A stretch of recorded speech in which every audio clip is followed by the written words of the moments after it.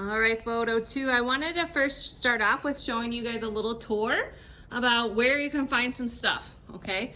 So first I just want, when you walk in the door on the left, I just wanted to show you these carts, and you guys are free to use any of these supplies. So over here we have glue sticks, scissors, rulers, erasers, pencil sharpeners, we have crayons, colored pencils, watercolors, there's self-curing mats all the way at the bottom to put anything under if you're using an X-Acto knife, and then there's paintbrushes at the top. So there's all of these, and then over here we have at the very end we have these drawing kits that have all the supplies in there.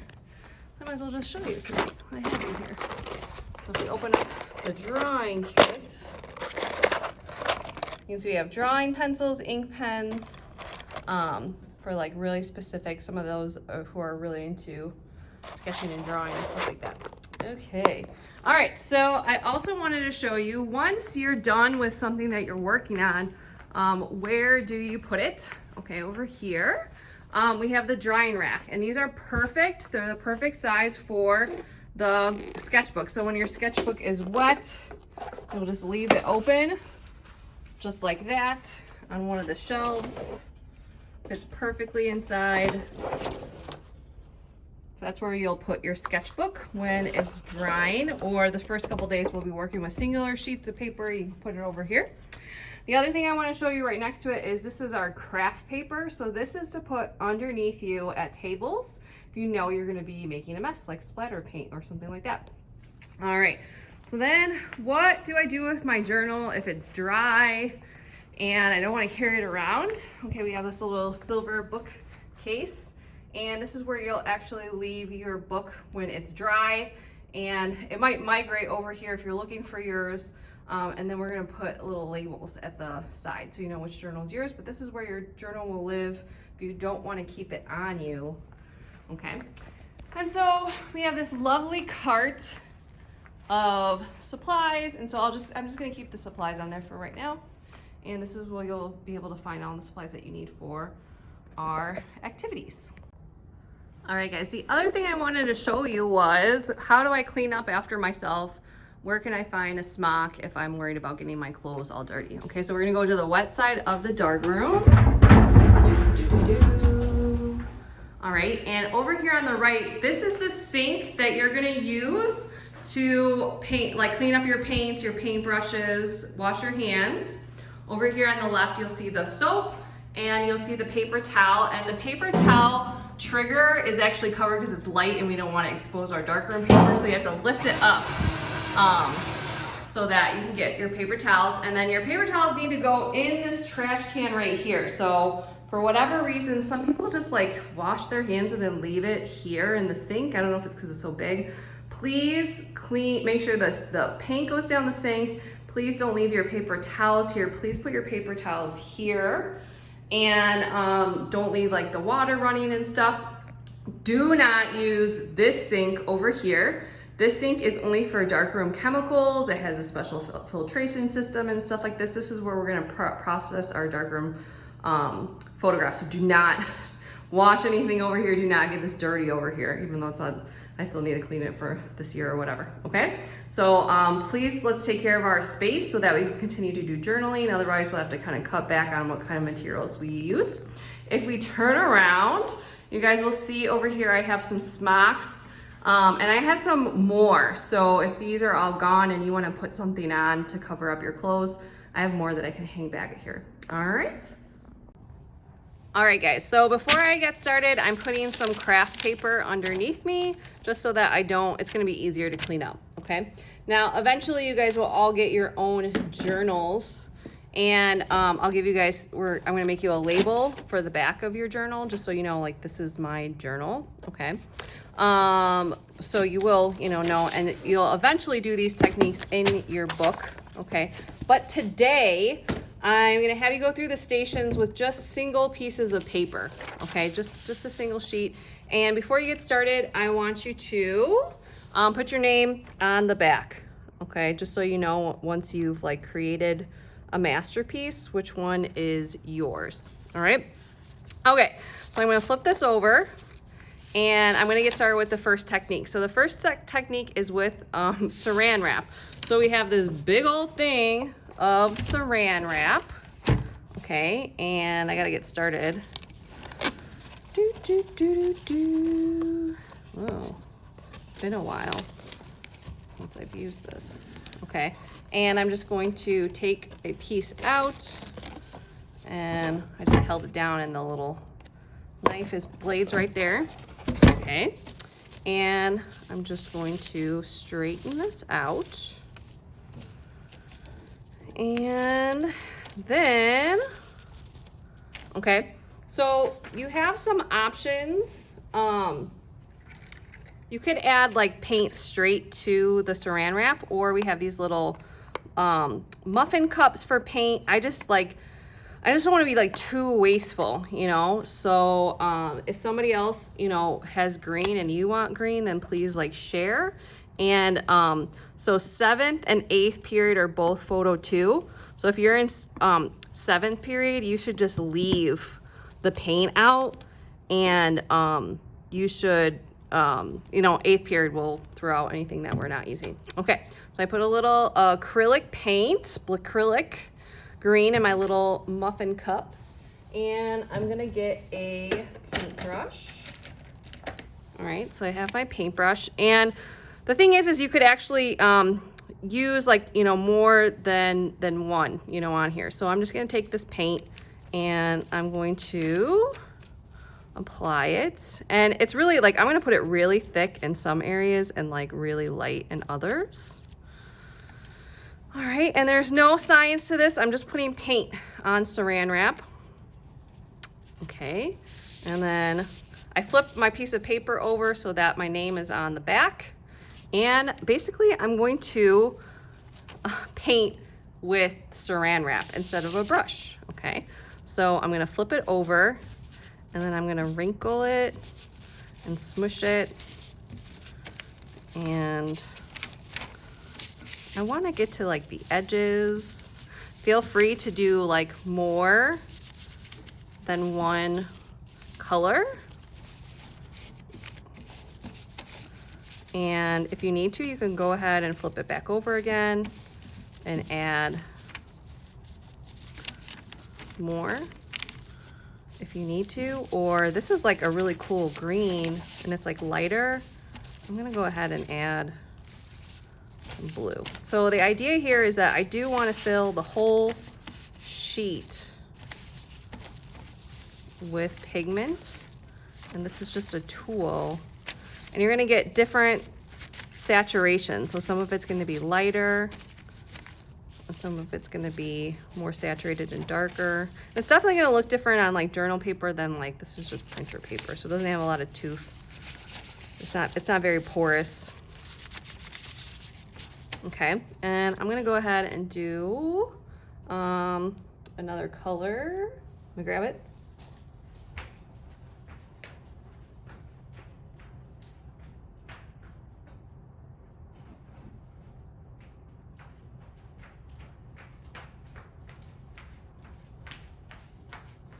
Actually gonna go ahead and just add it right here. Ooh, yeah, you can tell that this wasn't used. Ooh, this is interesting. Okay, and I paint with this now. And you're gonna see that it's gonna, I have all this oily stuff on here because this hasn't been used for like a year and a half.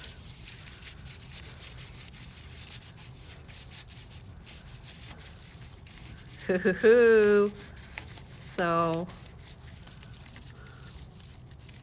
pretty cool, right?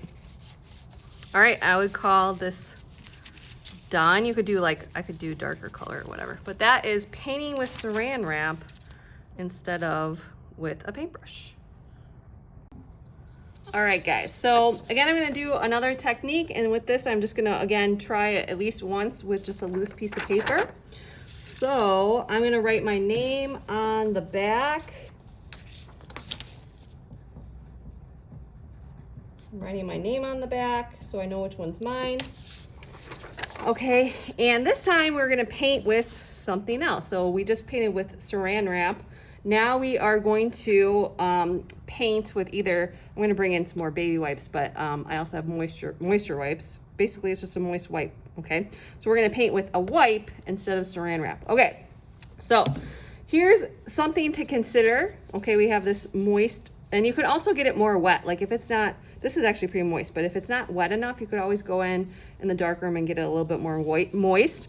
So you could add some moisture to the actual paper before you get started, so it's not going to get as saturated with, you know, the actual paint. All right, I'm going to use the same paint that I was using, and I'm going to dab it in there, and now I'm going to paint with the baby wipe. Okay, and because it's moist, and I did get some areas moist, it's going to have like different techniques. All right, so I'm doing this like I'm gonna actually, you can do it in a lot of different techniques. You could try different textures. So I can actually kind of dabble. Okay, I can swirl. Okay, I can do like linear lines, like scraping. And you can notice that you can get a whole bunch of different techniques by overlapping. And again, you could play around with how much moisture is like already on the paper as well. Okay, so again, we're just using a baby wipe or a moist wipe instead of actually a paintbrush in this technique. All right, guys, I'm gonna do another technique. This time I'm gonna put what's called a butcher tray underneath my piece of paper. And I've already put my name on the back. All right, so we're gonna see what we could do with some liquid watercolors. Okay, so we have liquid watercolors. Now this is concentrate, and we're gonna do one technique where we're using it straight from the bottle, but you really wanna water this down to get different kinds of saturation, all right? Also in our water, we also have spray bottles, so you could actually fill these up. People mix them with different colors and then actually like spray them. These actually look like, here, I'll try one with that. Okay, and you can see kind of spraying it on there as a technique.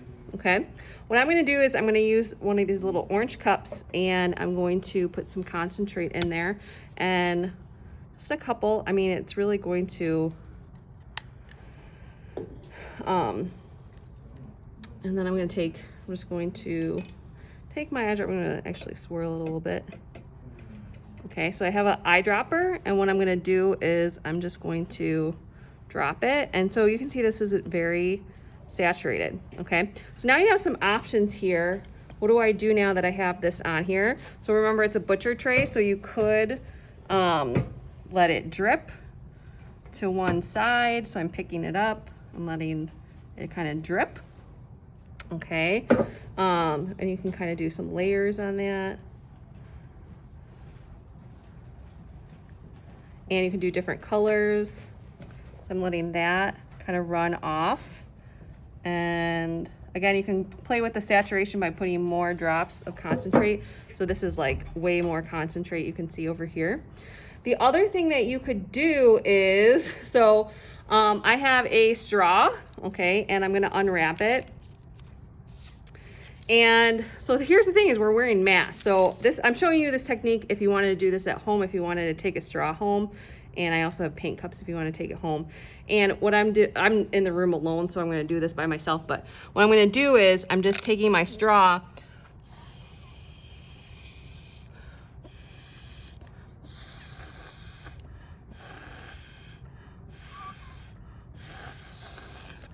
and kind of directing where I actually want the water flow to go if you don't want to use kind of the tilt method, okay? So this is just another way to kind of add, using watercolor, some background textures and some patterns to your journal. All right, I saved the best for last here. So what you're gonna do is we have shaving cream, and please do not have a shaving cream fight. Please do not get the shaving cream on each other. I am saying it because I didn't think I had to say it, but there was a fight and it got all over the computers, and then they were no longer in class anymore. So please don't do that. All right, so first you need to check if it has a cap. This one does have a cap, so I'm gonna take that off and shake it up. All right, and put a very light layer on the butcher tray. Okay, now I'm gonna take a spoon and I'm going to, you don't need, this is like a good amount. You don't wanna like waste it. So I'm gonna do this, and it smells so refreshing. Okay, and I want it to be like the size of my paper. So just spread it out at first, and then I want you to do, kind of just make sure that there's enough underneath the paper. Okay, and there's still some like, just try to get it as even as possible with the spoon. All right, now we're talking. Okay, so that's a good start. Now I'm gonna take the watercolor concentrate and I'm gonna try some different colors. So I'm just gonna do some, and you don't need a lot. It's just so saturated that, you know, don't use too much of this stuff. And I haven't ordered another set for this year, so this is what we have so far. I don't know when we're gonna get the next set in. Okay, so I'm just gonna start with that. Next, I'm going to take my fork, and what I'm gonna do is I'm going to drag it through the watercolor, and notice that I'm gonna get this marbling technique.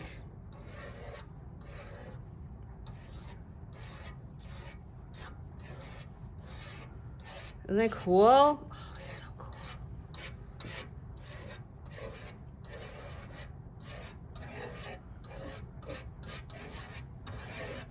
And so it was almost like too much in some areas, so I might try to pick some up with the fork and kind of move it around so it's not too saturated. And you want to go outside of where the paper is going to be so it goes off the edge, you know, so it's not just like this weird white edge.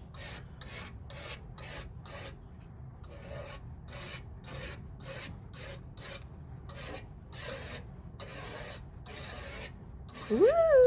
Oh my gosh, so cool. I really like this. I'm gonna move this orange to different places. Okay, so now I am going to take my piece of paper. I have my name on the back, and I'm going to, so this is the right side. I'm gonna put the right side down and set it in the paper and just kind of like gently tap it. Okay, and then I'm gonna peel it off. And then I'm gonna take a piece of paper towel and I'm gonna remove any of the extra shaving cream. So this is gonna be the messy one. And you're just gonna remove all the shaving cream. Ta-da, isn't that cool? All right, so, oh, don't do that. Don't drop it in there. All right, I'm gonna put this one aside. All right, notice that there's still a bunch of ink. So what I wanna say here is that you should do several pages. Like if you were doing a spread, you should definitely do both pages, or another friend can come behind you and still do even more. And this time I'm gonna even put it in a little bit, even more. Do, do, do, do, do. Da, da, da, da. Ooh. So you can definitely see from different textures or pressure, you're gonna get different textures. Oh, it's so pretty. So don't rinse this off. You have to actually take paper towels and get off, and then it's gonna dry so pretty.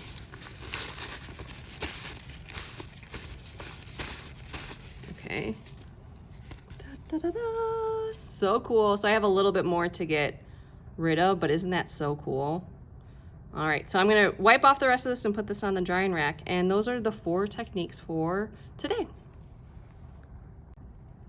All right, so how do I clean up, okay?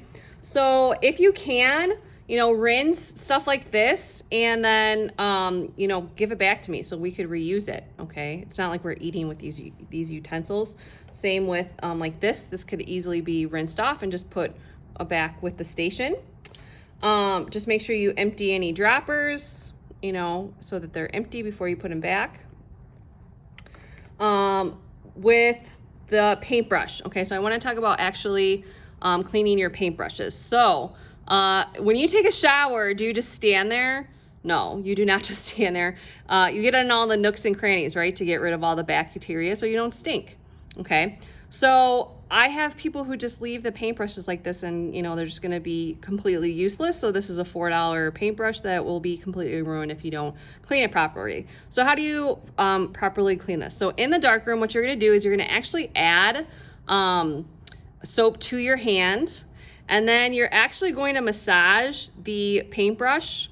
Well, first, and you want to rinse it first, and then you're going to massage it. Now what you're trying to do is, do you see all this blue right here? It's because they did not massage and they did not get in all the nooks and crannies of the paintbrush. And so it dries and then it gets really hard, okay, right there. So when you do it kind of massaging the soap in there, you're getting it in all the nooks and crannies, and then you're rinsing it, and you're constantly just kind of moving it around. Like if you're drying your hair with a blow dryer, you're constantly touching it and, you know, fluffing it while you're rinsing it off under the water, okay? So please do a really good job of taking care of these. We only have like 20 paintbrushes, and that's all we have.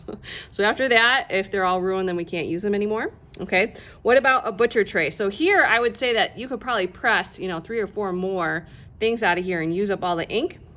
And then when you're done, I would try to get, if there's any left, just try to swipe up as much with just a paper towel, and then you can just rinse this in the sink when you're done and let it dry. All right, that's how and then everything else just goes back to where you found it, or it's just sitting in the station. If you come to the station, then you're the ones that are cleaning up at the end of the day. Otherwise, you're setting out the stations, you know, 7th period setting up, 8th period is taking down. Cool beans.